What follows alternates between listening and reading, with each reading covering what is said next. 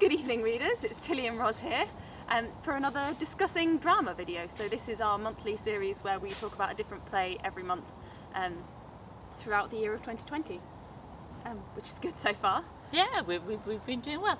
Now if we're looking a little sort of either tousled or wet. Because we're out in the Forest of Bowland for a family weekend, sharing a bubble. And I just went swimming in this lake, hence being a little bit damp. And before that we went for a walk up on the moors that was quite blustery. Blustery, yes. Yeah. But we're having a lovely time. And we've been thinking about the play that we read this month, which is Lovers Vows by Mrs Inchbald, and this was written in 1798, but it's actually an adaptation of a German play that was written a couple of years earlier. Yeah, and Elizabeth Inchbald was a young farmer's daughter from Suffolk who decided she wanted to be an actress and sort of like ran away to London to be an actress. Ran away to the theatre. Very risky business. Very risky business, and obviously she identified it was a risky business because after particularly risky, she had to stammer, so that was brave. Speech impediment. Yeah. But she got married to an older man after a few months in London, so I think as a sort of protective, another actor. And then went on to sort of specialise in adapting plays from France and Germany. So she didn't translate it. Somebody else did the translation because she didn't speak German. Yeah, a kind of fairly basic word-to-word translation, and then she turned that into a play in English that was appropriate to the English stage at the time and what people wanted to see. They were really popular, her plays, I think. Yeah.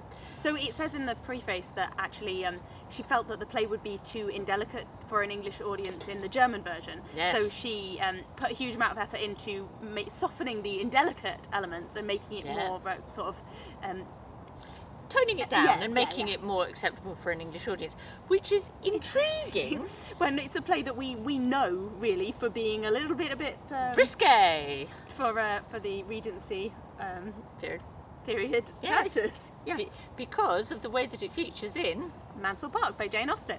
So we're continuing a very strong Jane Austen July theme. Absolutely. So what do we think of it as a play as opposed to a thing that features in Mansfield Park? So I enjoyed it. In terms of the writing, it's very accessible, and I found it very comedic. There were various points where I was laughing out loud.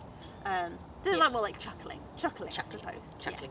Particularly the comedy butler with his rhyming speeches. He was a good line in comedy. Like something like the hunter and his hounds are near to her, gadzooks, when it's writing about a hare that's running away from the hunters or something.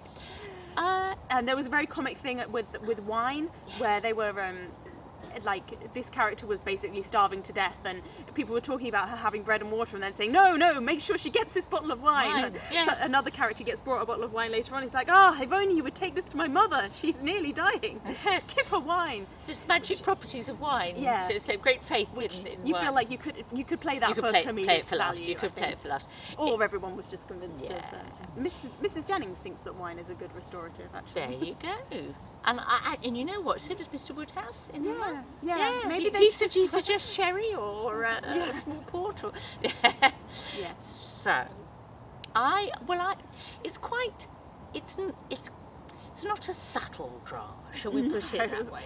I don't think it claims to be anything of any particular depth or scope. It's not pretending to be any more than it is. Yeah, it would have been entertaining, easy to follow.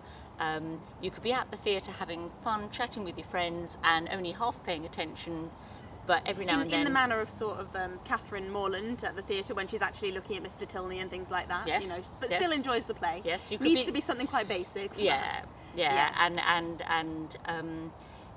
All the characters are sort of extremes, I suppose. Like there is no. There's no depths, there's no hidden depths to any of these characters. And it's quite a kind of little moral parable, isn't it? Yeah. It does, we were talking about how the plot is very much not complex, and it kind of very easily resolves. Yes. There's one moment of, high drama where... yes. I don't think you need to worry about plot spoilers, so well, this young man, Frederick, accidentally is begging for money from a rich man, and then to save his mother, to save his dying mother, and then the rich man refuses to give him any more money, and he draws his sword on him, and then he's like, oh sugar, that was a stupid thing to do, and he gets thrown in prison. But like, it's never really like, it's kind of like he almost accidentally threatens to kill this man who turns out to be his father. By wonderful coincidence. Yes, it's full of coincidences, which is well, I suppose to be fair, it's there's a coincidence of the two groups of people arriving in the same village at the same time, but it is the village that they both parties live in. You're right. So or came from originally. Yes, actually they're all coming back to where they originally come from. It's kind of a theme of people coming home, I suppose, which is relevant to Mansfield Park. Indeed. If you think of Thomas Bertram coming home. Yeah, that's and true. And Fanny Price coming home. That's true. I just have to say, the reason that we're sort of crouching this slightly weird way is because we're filming this on Tilda's phone, which is propped on a kind of like a chair, so hence the sort of weird... held up with a wooden crate. Held up with a wooden crate, yes. So this is not our best camera angle we've ever accomplished. Yeah. So... I enjoyed it. I wouldn't rush to read a load of plays by Elizabeth Inchbald. But if I was looking to read more plays from the sort of turn of the 18th, 19th century, I think I probably would actually. If I was interested in drama from that period, I would see them as quite easy. It was like a kind of like, it was less than an hour to read this for both of us. Do you know what? I think that my reservation was it's not beautiful language. It's not. It's like a nice, straightforward, fun play, and you could imagine putting it on, and you could imagine Jane and her family, Jane Austen, having great fun performing that in their parlour. If they would ever perform anything as scandalous as Lovers Vows. Well, they really enjoyed. Yeah, they did enjoy. You could imagine it working for amateur dramatics as well. Yeah, but it's not. It's not sort of. There's no grand soliloquies. No. Yeah. But I don't think, like I said, it doesn't pretend to be any more than it is. Yeah, and it does what it sets out to do perfectly adequately. Yeah, this is true. And she was an interesting character, I think. Well, as I said, and because after her husband died, she went on to support herself by writing plays. She was a more successful, financially more successful author than Jane Austen. Yes. Put it that way. Completely forgotten in the present day, apart from because being mentioned by Jane Austen. So shall we move on to talking about how this features in Mansfield Park? Obviously, at this point, there's going to be spoilers for Mansfield Park, so if you haven't read it, you should move on now. But you should stop watching now. Yes. So what have we got? So we've got the character of Agatha, who is seduced as a young woman, is played by Maria Bertram. But interestingly, she talks about having been in her childhood moved away from her parental home of financially struggling family into the house of the nobleman of the area. That's Agatha in the play. Yeah, so very much tying into the character of Fanny. Yeah, so she has a kind of Fanny experience of being adopted in effect by a better off family. And it's sort of like what could have happened to Fanny if she had been unable to resist Henry Crawford's charms. It's kind of like a cautionary tale almost. Because she succumbs to the charms of the Baron and has this son Frederick, who then goes on to be a soldier.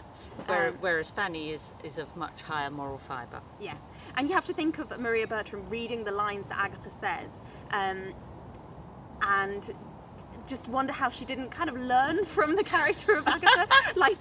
Agatha gets kind of sent to be hid in humble lodgings because of her disgrace, which is exactly what happens to Maria at the end of the story. She didn't learn from Lovers Vows. No. And the other main female character is Amelia, who is played by Mary Crawford. And Amelia has this big role of talking a lot about telling the truth and talking about how she never tells lies and being open and honest about her feelings, which was seen as being very forward because she pretty much tells the man that she loves him. Yes.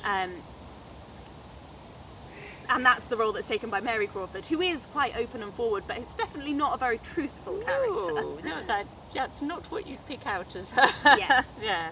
And you can definitely see there would be a palpable romantic tension if Edmund Bertram was playing the clergyman Anne Holt and Mary Crawford, was playing Amelia, because they have this scene where they describe marriage, love and marriage love. to one another. Yeah. And Anne Hart has these 2 speeches where he describes the wonderful side of marriage and then describes the bad side of marriage, and that basically is just the story of Maria's marriage, like marriage Yes. for it's like when bad marriage is like what Maria does. when convenience is married to folly or something like that, and that's what Maria goes for. So you really, I mean, the enjoyable thing for me about reading Lovers Vows was you see all these kind of parallels with Mansfield Park. Like it makes you realise that she didn't just randomly pick Jane Austen didn't randomly pick a play to be the play that they're or I'd assumed that she picked it because it had a slightly sort of with a bit of a reputation. Yes. Slightly sort of scandalous, not exactly scandalous, but not that kind of. I thought that was why she picked it. Whereas actually, obviously, she was building off the moral messages of Lovers Vows. Yes. And adapting them more to an English context. You have to kind of wonder whether how well she knew the play Lovers Vows before she was writing Mansfield Park, and how much of the story of Mansfield Park was influenced by her knowledge of Lovers Vows, because I don't think it could be coincidental how well it fits. Yes. Her writing has got to have been influenced in some way, to some extent. Yeah. And this is the character that's played by Mr. Rushworth, where he talks about, I'm going to have a blue gown and a pink cape and things like that, is Count Castle, who is Amelia's suitor. Who is a fop. And it's interesting because at the start he sounds very much like Mr. Rushworth, because he's Amelia's father starts out by saying, am I going to have an ape for a son-in-law? And he's very rich and has a very good high consequence. And the Baron is kind of saying to Amelia, if you marry him, you'll be very rich and you'll have very high consequence. And that's what Maria's decision is to marry for money and consequence. Yes. But then it emerges that he is in fact a bit of a seducer himself. More of a Henry Crawford figure, in fact. And it is alleged that if he marries, 100 female hearts will be broken, which is almost word for word what Mary Crawford says about Henry, talking to Fanny, like, Fanny, if you marry Henry, 100 female hearts will be broken, you'll have conquered things. Definitely. Another of the many parallels. So it definitely, I was glad I read it because it enriched my understanding Mansfield Park distinctly. In the same way as reading The Mysteries of Udolpho enriches your understanding of Northanger Abbey, they are books that she very deliberately chose and she very deliberately worked around, and I think that's a really beautiful manifestation of her writing craft ability. Skill. To be able to create something so original that works so well on its own. You don't have to read Lovers Vows to get a lot out of Mansfield Park, but it does add a lot of depth. Is that all we want to say? I'm sure I'll think of something I've forgotten. I'm sure you will, but we have lovely men making us barbecue at the moment. And I think they might have finished. I think they might. There's no longer somebody standing over the barbecue. So we need to stop discussing drama, crouched amongst the midges by the lake, and go and eat grilled aubergine. Grilled aubergine, So happy month, everybody. Thank you for watching, and talk about Mansfield Park with us in the comments if you want to. And if you've read Lovers Vows, we'd love to hear about that too. And if you're thinking of, if you haven't read Jane Austen contemporary work, I would say for Jane Austen July challenges, I would say this is a good one to read in the last few days of the month, or the last day or so of the month. Because you can read it in an hour. Yeah, and it's available as an ebook on Gutenberg. So absolutely, freely available. Bye. Bye.